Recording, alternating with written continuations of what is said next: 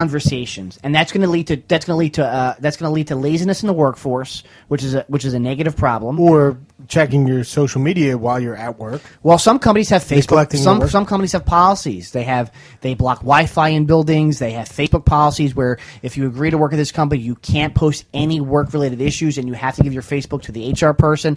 Like some companies have actual policies now on social media.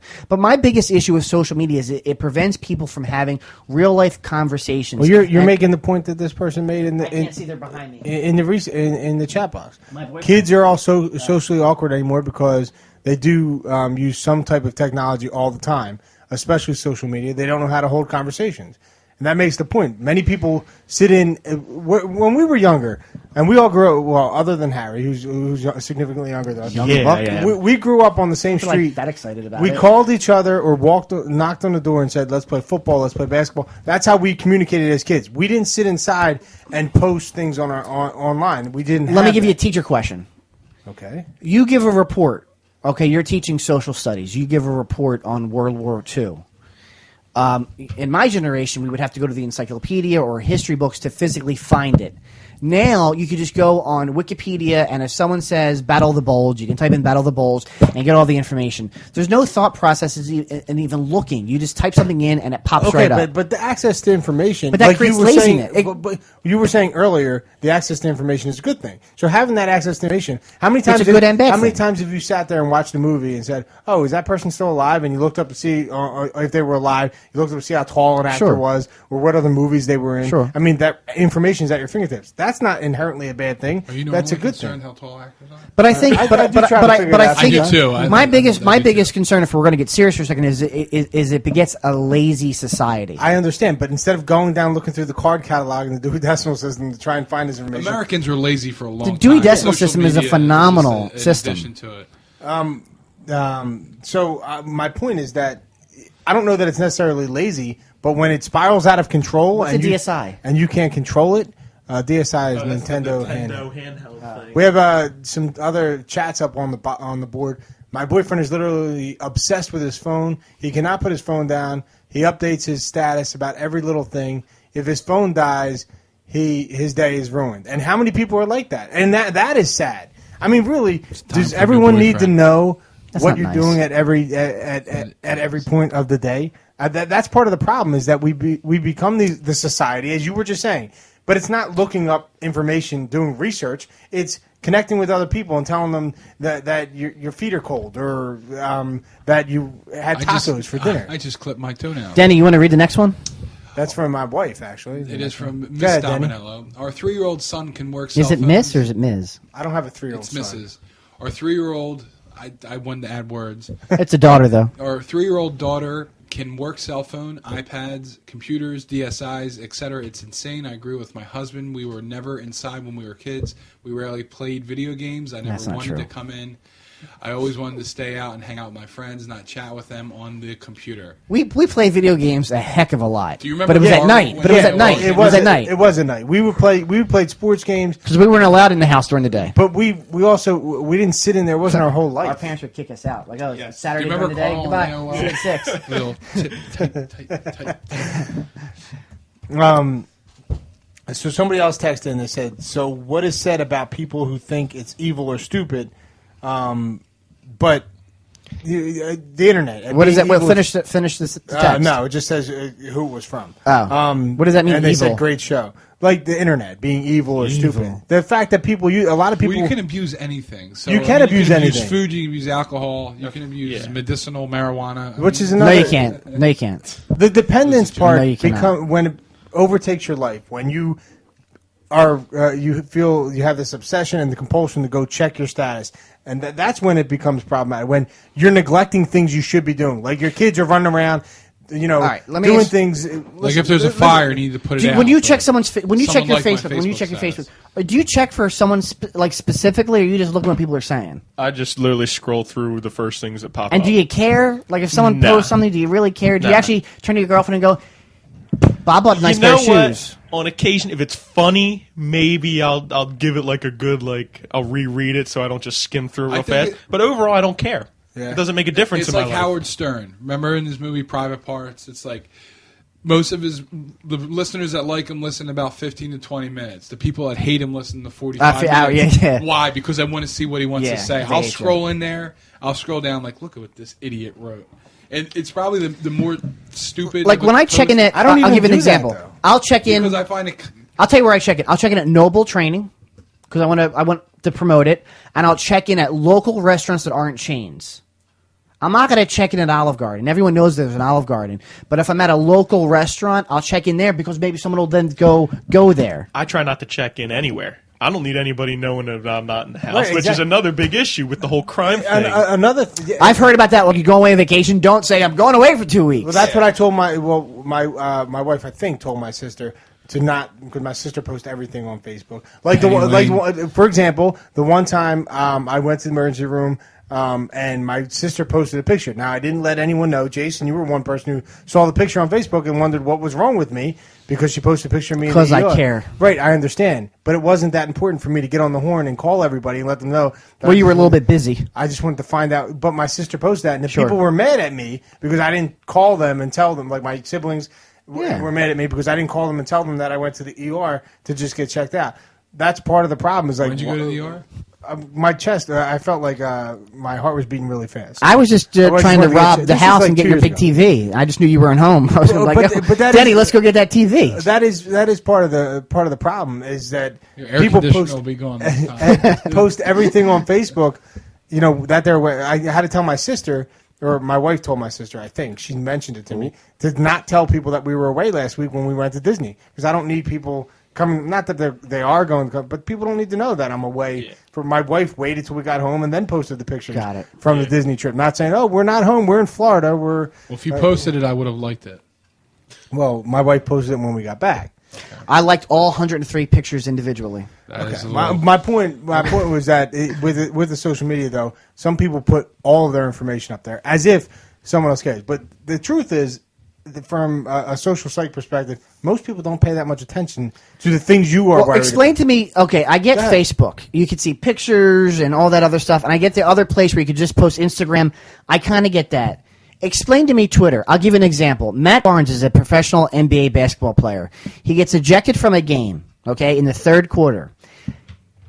As he goes into the locker room, so during the game, he puts a Twitter post on there, uses the N-word in the Twitter post when the N-word was a big issue because of Riley Cooper. But so my thought process is, okay, this is a dude who just got kicked out during a game.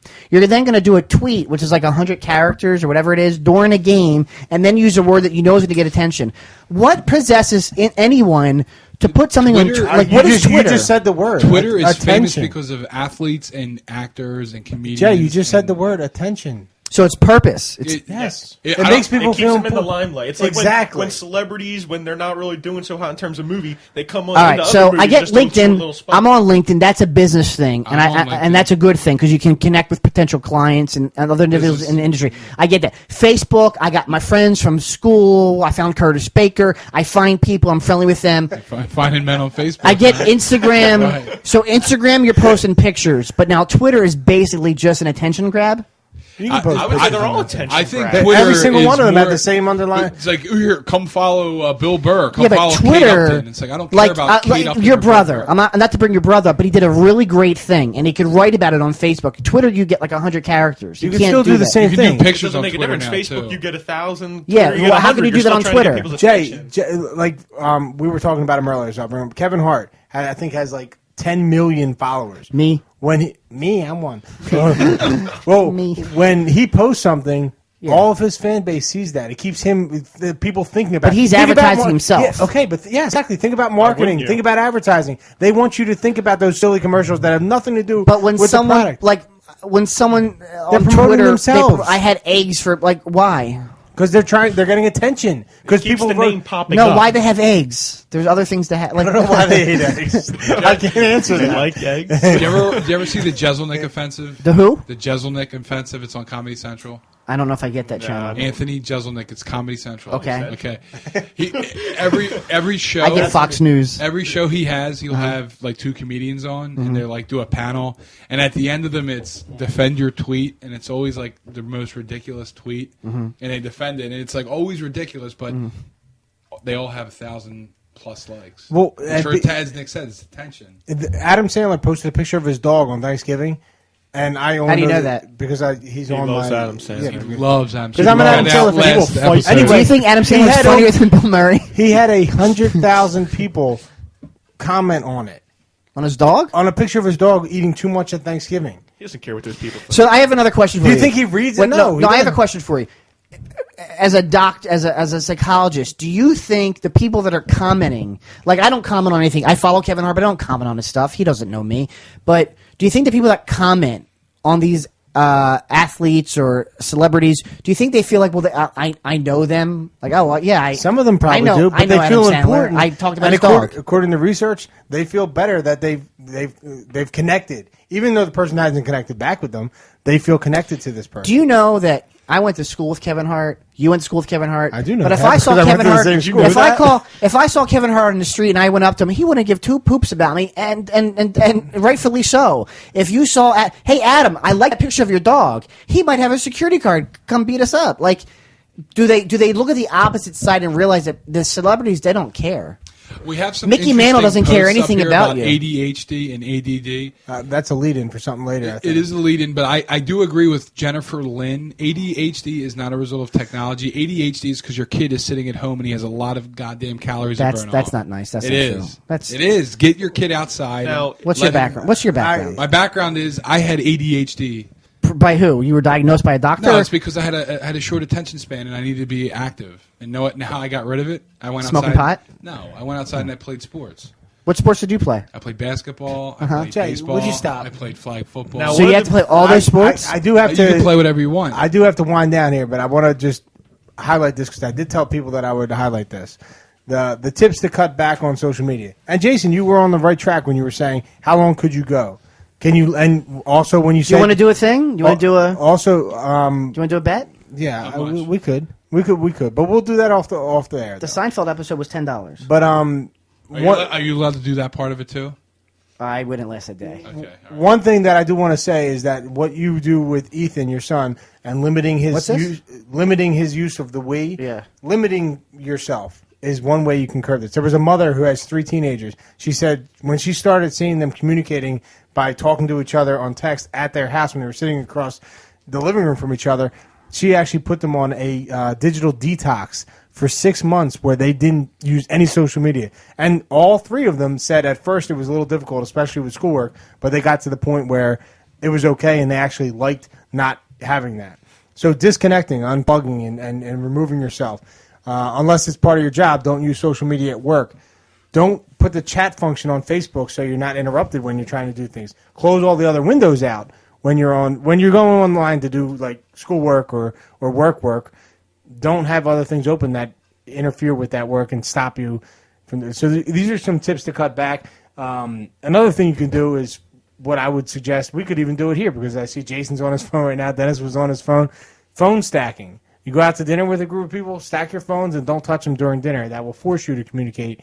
That's a suggestion that I came across that seems to be pretty useful. Derek Jeter does that. When he has parties at his house, he makes people put their phones away because he wants people to talk. Have you been there? No, but I follow him, so I saw that. Oh. He put that out on his tweet. You put it on the tweet lines. Derek Jeter needs to retire. Well, that's another episode. But somebody was writing in about ADHD, and I just want to mention It's not a result of technology. what's that? I don't know. Yeah, I want to mention Jen Dolbo does some work with bringing attention to ADHD.